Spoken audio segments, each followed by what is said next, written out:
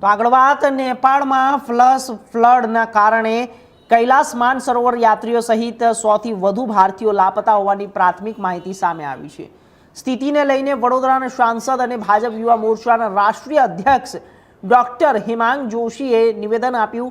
વડાપ્રધાન મોદીએ નેપાળના પીએમ સાથે વાત કરી અને કેન્દ્ર સરકારે તમામ મદદની ખાતરી આપી। નેપાળમાં ફસાયેલા ભારતીયોની મદદ માટે સોશિયલ મીડિયા પર ઇન્ડિયન ઇન नेपाल हैशटैग साथ अभियान शुरू करवामां आव्युं छे।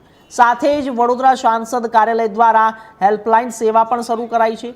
नेपाल में फसायेला वडोदरा अथवा गुजरातना नागरिको अंगेनी माहिती माटे ज्यारे नंबर पर संपर्क करी शकाशे।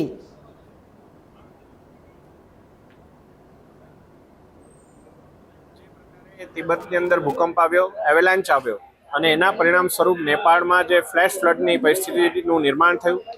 આ પરિસ્થિતિની અંદર ઘણા બધા જાનમાલને નુકસાન પહોંચ્યું છે અને આપણા દેશના યશસ્વી વડાપ્રધાન શ્રી નરેન્દ્ર મોદી સાહેબે નેપાળના પ્રધાનમંત્રી સાથે પણ વાત કરી અને રેસ્ક્યુ ઓપરેશન્સ માટે અને રાહત સામગ્રી મોકલવા માટેની રજૂઆત પણ કરી છે અને શક્ય એટલી તમામ મદદ ભારત સરકાર દ્વારા પણ કરવામાં આવશે એ બાબતની ખાતરી આપી છે।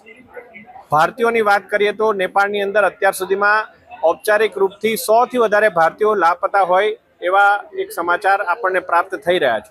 એનું રાજ્ય પ્રમાણે વર્ગીકરણ હજુ બાકી છે, પરંતુ આ સમગ્ર પરિસ્થિતિની અંદર વડોદરા લોકસભાના કોઈ પ્રવાસીઓ હોય, આ વડોદરા લોકસભાના પ્રવાસીઓ જો તેઓ ત્યાં અટવાયા હોય તો એમના માટેની એક હેલ્પલાઇન એ વડોદરા લોકસભા સાંસદ કાર્યાલય દ્વારા 7778260034 આ નંબર ઉપર એક નિયત ફોર્મેટમાં આપ જો વોટ્સએપ કરશો તો માનનીય મુખ્યમંત્રીશ્રીના કાર્યાલય અને વિદેશ મંત્રાલય સાથે મળી સંકલન કરી અને એમને શક્ય તમામ એટલી મદદ પહોંચાડવાનો અમે વિનમ્ર પ્રયાસ કરીએ।